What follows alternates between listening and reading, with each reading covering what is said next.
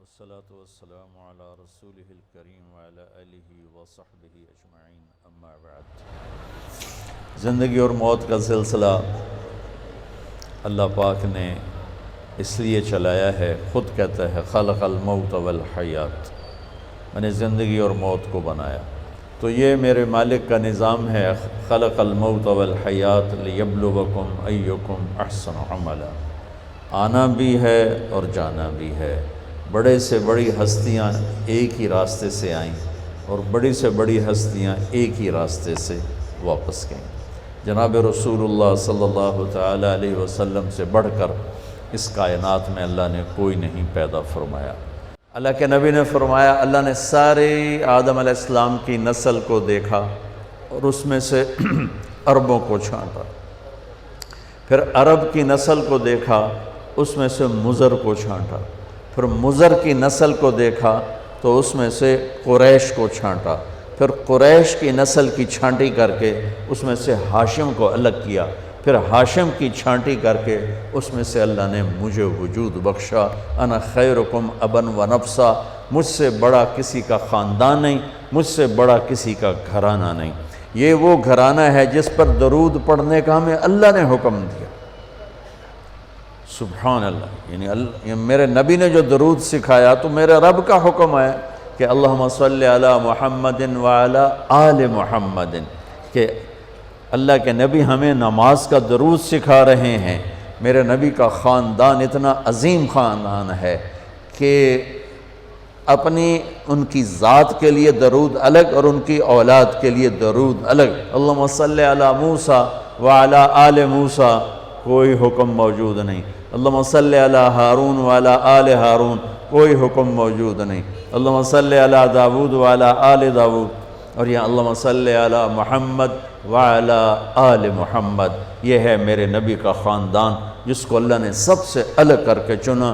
لقد جاءکم رسول من انفسکم، اس آیت میں اللہ تعالیٰ اشارہ فرما رہا ہے کہ تمہارے بیچ میں ایک نبی بھیج رہا ہوں، اس جیسا کوئی خاندانی دکھا دو، اس جیسا کوئی عالی خاندان دکھا دو، اس کی نسب پیڑھی آدم تک محفوظ موجود ہو، ایسا کوئی اور دکھا دو کہ آپ کا نسب نامہ نسل محمد بن عبداللہ بن عبد المطلب بن ہاشم بن عبد مناف بن قصی بن کلاب بن مرہ بن کعب بن لوی بن غالب بن فہر بن مالک بن نضر بن کنانہ بن خزیمہ بن مدرکہ بن الیاس بن مضر بن نزار بن معد بن عدنان بن عود بن حمیسہ بن سلامان بن عوس بن بوز بن قموال بن ابی بن عوام بن ناشد بن حزا بن بلداس بن یدلاف بن طابخ بن جاحم بن ناحش بن ماخی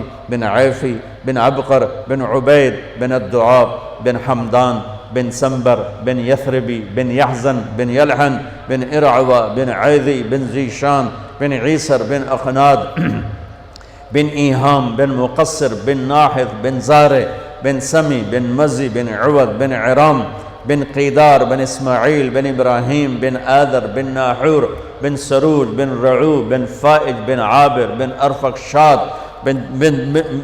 بن سام بن نوح بن لامک بن متوشال بن ادریس بن یرد بن ملہل ایل بن قینان بن آنوش بن شیس و بن آدم علیہ السلام۔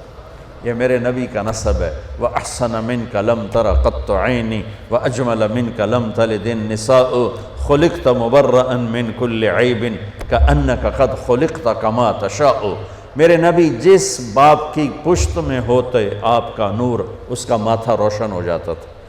اس سارے سلسلے کو اتنا اللہ نے پاک بنایا کہ اللہ کے نبی نے فرمایا کہ میں اپنے باپ عبداللہ سے آدم تک میرے کسی باپ نے بدکاری نہیں کی، پاک دامن، کسی نے بدکاری نہیں کی، پاک دامن۔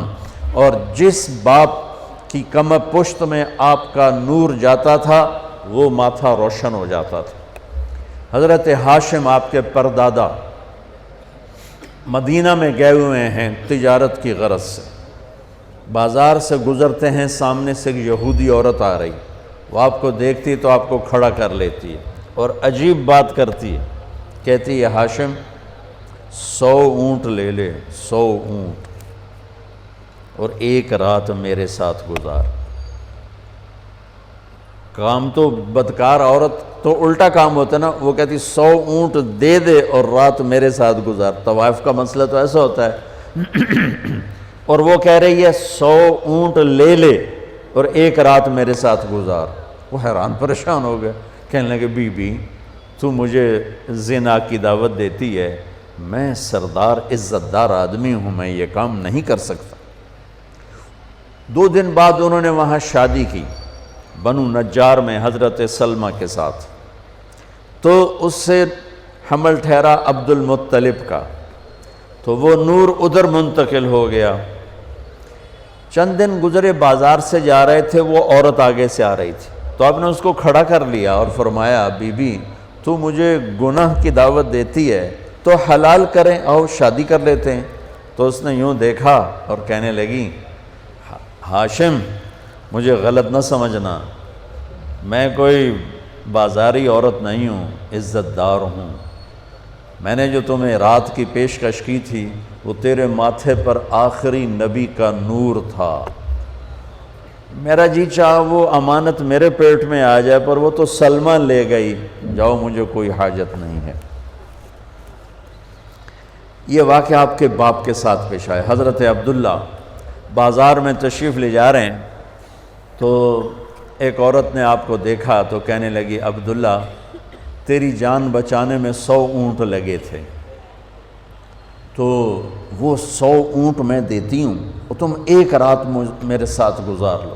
جو پیشکش دادے کو ہوئی وہ پوتے کو ہوئی۔ 100 اونٹ تیری جان بچانے پہ لگے تھے۔ وہ جان بچانے پہ کیسے لگے تھے؟